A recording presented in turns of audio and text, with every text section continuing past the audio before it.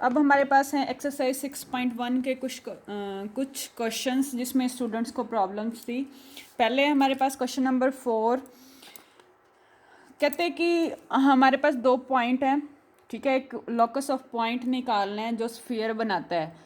Point moves करता है कि 3PA इक्वल्स टू 2PB की कंडीशन को सेटिस्फाई करता हुआ एक स्फीयर बनाता है, ठीक है। फिर हमें वेरीफाई करना है कि जो स्फीयर है वो line A to B point को रेशो में इंटरनली और एक्सटर्नली सेम रेशो में डिवाइड करती है, ठीक है।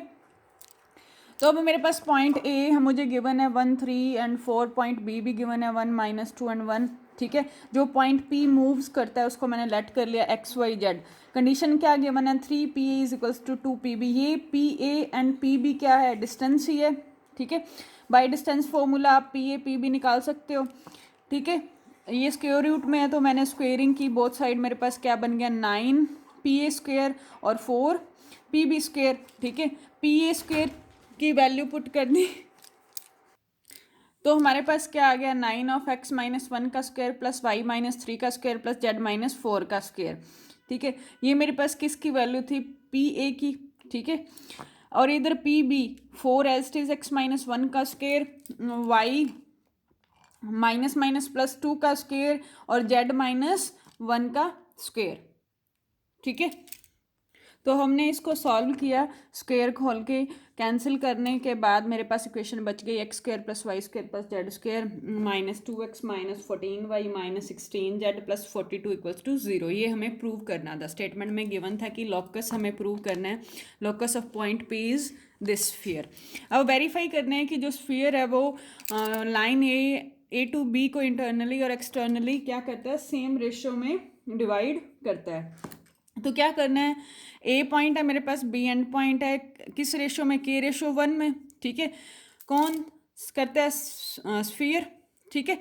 तो मैं बाय रेशो फॉर्मूला निकाल सकती हूँ, वैल्यू क्या आएगी मेरे पास, K इंटू में 1 + 1 इंटू में 1 बाय में K + 1, ऐसे ही 3 K इंटू में -2 प्लस 3 बाय में K + 1, ऐसे ही K + 4 बाय में, यहाँ पे माइनस आएगा, -K + 4 बाय में K + 1, ठीक है।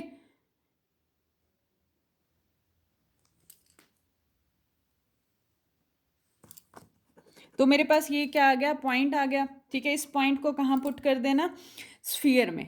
जो मेरा पॉइंट है, ये जो पॉइंट आया है, ठीक है, ये मेरा C पॉइंट है। तो C पॉइंट स्फीयर पे लाई करता है क्योंकि उसने कहा है स्फीयर डिवाइड करता है, ठीक है। तो स्फीयर में पुट करने के बाद मेरे पास सॉल्व करने पर, स्क्वायर खोला है, इक्वेशन सॉल्व करने के बाद मेरे पास आ गया 90 K² - 40 = 0, K² = 40/90। It means K की वैल्यू क्या आ गई, +-2, ठीक है। ऐसे ही मेरा नेक्स्ट क्वेश्चन है, सेकंड क्वेश्चन का सेकंड पार्ट कहता है कि 1 एंड डायमीटर का मुझे गिवन है, ठीक है। ये 3D स्फीयर होता है, ये मैंने रफ सा डायग्राम लेके लिया समझाने के लिए। एक एंड पॉइंट है डायमीटर का -1, 4 एंड 3, ठीक है। स्फीयर मुझे गिवन है, स्फीयर का सेंटर मैं निकाल सकती हूँ -u -v -w, ठीक है। तो मेरे पास सेंटर क्या आएगा, 3/2, 1 और -1, ठीक है। ये मेरा सेंटर आ गया।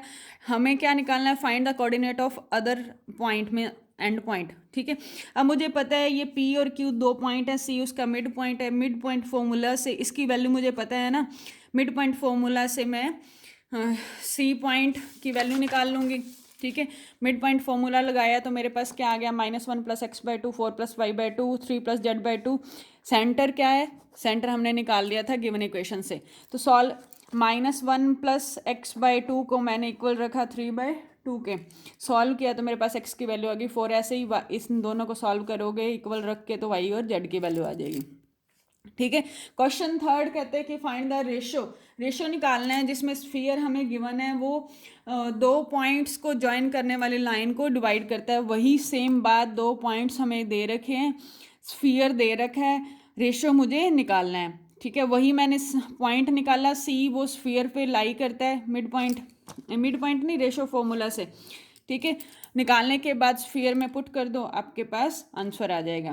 फिर कहते हैं कि क्वेश्चन नंबर 8 कहते हैं कि point moves such that ratio of its distances from two fix point, पहले तो मैंने दो फिक्स पॉइंट मान लिए, एक point A and B, A00 and other fix point क्या ले लिया, -A00, ठीक है, दो फिक्स पॉइंट ले लिए। कहाँ से, पॉइंट पी जो मूव करता है, ठीक है, पी पॉइंट से डिस्टेंसेस मतलब PA और PB, ठीक है, इनका रेशो क्या होगा, PA बाय में PB, क्या कहते हैं कि रेशो ऑफ देयर डिस्टेंसेस क्या है, सम कांस्टेंट, मैंने कांस्टेंट K लेट कर लिया, ठीक है, PA equals to KPB, PA निकाल सकते हो बाय डिस्टेंस फॉर्मूले से, क्या रहेगा, x माइनस ए का स्क्वायर प्लस y माइनस 0 का स्क्वायर प्लस z माइनस 0 का स्क्वायर का रूट, ठीक है, ऐसे ही PB निकाल सकते हो, बोथ साइड स्क्वायर कर देना, स्क्वायर रूट कैंसिल आउट हो जाएगा, फिर आपके पास इक्वेशन ऑफ स्फीयर बन जाएगी, ठीक है। उसने यही कहा कि जो लोकस बनता है वो क्या बनता है, स्फीयर बनता है। नेक्स्ट है मेरे पास क्वेश्चन नंबर 6, कहते हैं कि फ्रॉम द पॉइंट, एक पॉइंट दे रखा है जिससे लाइंस ड्रॉ की जाती हैं, ठीक है, लाइन जो ड्रॉ की जाती हैं वो मीट करती हैं स्फीयर को, कौन से स्फीयर को, x² plus y² plus z² equals to 1 को, ठीक है, and they are divided in the ratio, जो लाइंस हैं वो डिवाइड हो जाती हैं मीट करने के बाद 2:3 में, कहते हैं prove that points of section lie on the sphere, हमें स्फीयर पे जो प्लेन पॉइंट ऑफ सेक्शन है वो प्रूव करना है।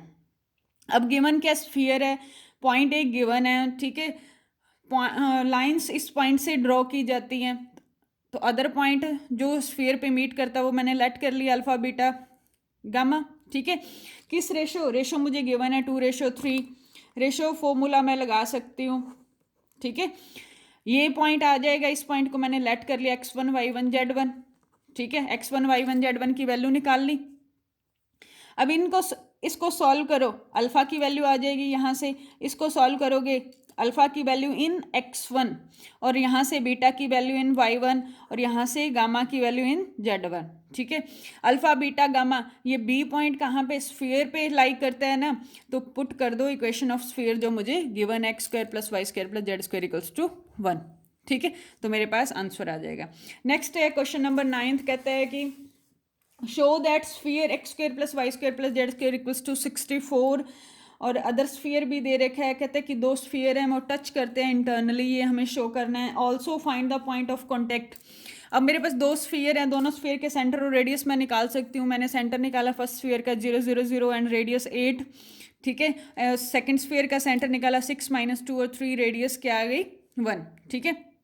टच इंटरनली, ये मैंने एक प्रीवियस एक लेक्चर में बताया था, दो स्फीयर इंटरनली टच करते हैं तो क्या होता है और एक्सटर्नली टच करते हैं तो क्या होता है। इंटरनली टच करने के लिए, ठीक है, C1 ये इंटरनली टच करवाया है तो C1 C2 डिस्टेंस निकाला मैंने, ठीक है, मेरे पास क्या आ गया 7, जो क्या है रेडियस का डिफरेंस है, दोनों स्फीयर्स की रेडियस का डिफरेंस है, ठीक है। तो पॉइंट ऑफ कांटेक्ट हमें निकालना है। अब देखो पॉइंट ऑफ कांटेक्ट क्या करता है, हम ए है, ठीक है, डिवाइड करता है किस रेशो से, A8 रेशो -1, एक्सटर्नली डिवाइड करता है ना, तो एक्सटर्नली वाला फॉर्मूला लगाया 8 -1 से, तो मेरे पास एक पॉइंट क्या है 0 0 0, दूसरा सेंटर से निकालना ना, ये लाइन निकालनी है, ठीक है, एक्सटर्नली डिवाइड करता है ये पॉइंट दोनों इस लाइन को, ठीक है।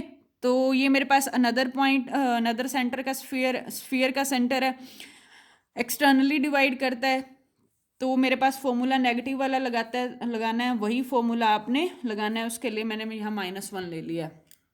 ऐसे ही मेरे पास क्वेश्चन नंबर 10 है, 10th क्वेश्चन में भी यही कहता है कि एक्सटर्नली और एक्सटर्नली टच करते हैं, ठीक है, एक्सटर्नली और फाइंड द कोऑर्डिनेट कॉमन, इसमें तो सिंपल है, एक्सटर्नली होंगे C1 C2 आपने निकालना है, 10th में C1 और C2 निकालना है, ठीक है, ये C1 है ये C2 है, मुझे C1 C2 निकालना है, निकालने के बाद पॉइंट ऑफ कॉन्टैक्ट ये है, ठीक है, ये इसकी रेडियस यहाँ आ जाएगी, वो रेशो बन जाएगा, और इसकी रेडियस यहाँ आ जाएगी, रेशो फॉर्मूला लगा के पॉइंट ऑफ कॉन्टैक्ट के कोऑर्डिनेट निकाल लेना, ठीक है। नेक्स्ट है मेरे पास एक्सरसाइज 6.2 का क्वेश्चन नंबर फर्स्ट का थर्ड पार्ट, कहते हैं कि find the equation of sphere which passes through the 4 given points, ठीक है, 4 गिवन पॉइंट हमें दे रखे हैं। तो इक्वेशन ऑफ स्फीयर, इसमें हमने क्या करना होता है, 4 कांस्टेंट की वैल्यू निकालनी होती है। तो मेरे पास इक्वेशन ऑफ स्फीयर क्या है, X square plus Y square plus Z square plus 2ux plus 2vy plus 2wz plus d equals to 0। 4 point से पास करवाना है, 1 बाय 1 चारों पॉइंट पुट करने हैं इस इक्वेशन में। एक्स की वैल्यू 4 रखो, वाई की वैल्यू -1 और जेड की वैल्यू 2। ठीक है, ऐसे ही रखने के बाद क्या है, 4 का स्क्वायर 16, 1 का स्क्वायर 1 और 2 का स्क्वायर 4। ठीक है, 2ux, 2 इंटू एक्स की वैल्यू कितनी है 4, 8 u हो गया। ठीक है, प्लस 2v, वाई कितना है -1 तो क्या हो गया -2v। ठीक है, प्लस 2wz, z की वैल्यू क्या 2, 4 हो गया, 2 to the 4 w plus d equals to 0। तो मैं इसको अरेंज करके लिख लिया ऐसे ही। तो मेरी ये इक्वेशन नंबर फर्स्ट बन गई। ऐसे ही सेकंड पॉइंट पुट करो, थर्ड पॉइंट पुट करो, फोर्थ पॉइंट, चारों पॉइंट पुट करे तो मेरे पास ये 4 इक्वेशंस आ गई। ठीक है, एक मेथड तो इक्वेशंस को आपस में सॉल्व करो, दूसरा मेथड मैंने बताया था system of linear system of equations का Ax इक्वल्स टू बी, जिसमें हम एगुमेंटेड मैट्रिक्स का कंसेप्ट यूज़ करते थे। ठीक है, तो ए मैट्रिक्स क्या है, यू के कोफिशिएंट अरेंज किया 8 और यहाँ पे 0, यहाँ पे u का कोफिशिएंट 2, यहाँ पे u का कोफिशिएंट 4। ऐसे ही v का कोफिशिएंट -2, w का कोफिशिएंट यहाँ पे v का कोफिशिएंट -4 और v का कोफिशिएंट 10 और यहाँ पे v का कोफिशिएंट 0। ठीक है, ऐसे ही w के अरेंज कर लिए तो मेरे पास ये a मैट्रिक्स आ गई। b आपकी कांस्टेंट मैट्रिक्स होती है -21, -13, -27 और -5। ठीक है, x मेरे क्या है u v w d, जो मुझे फाइंड आउट करने हैं।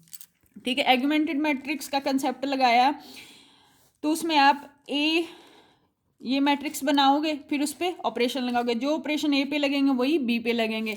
तो मैंने सीधा ऑपरेशन लगा दिया R2, रो 2 पे ऑपरेशन लगाया रो 2 माइनस रो 1, क्योंकि यहाँ पे सारे 1 1 है। इस R2 में से R1 माइनस करूँगी 0 हो जाएगा, R3 में से R1 माइनस करूँगी 0 हो जाएगा, और R4 में से R1 माइनस करूँगी तो ये 0 हो जाएगा।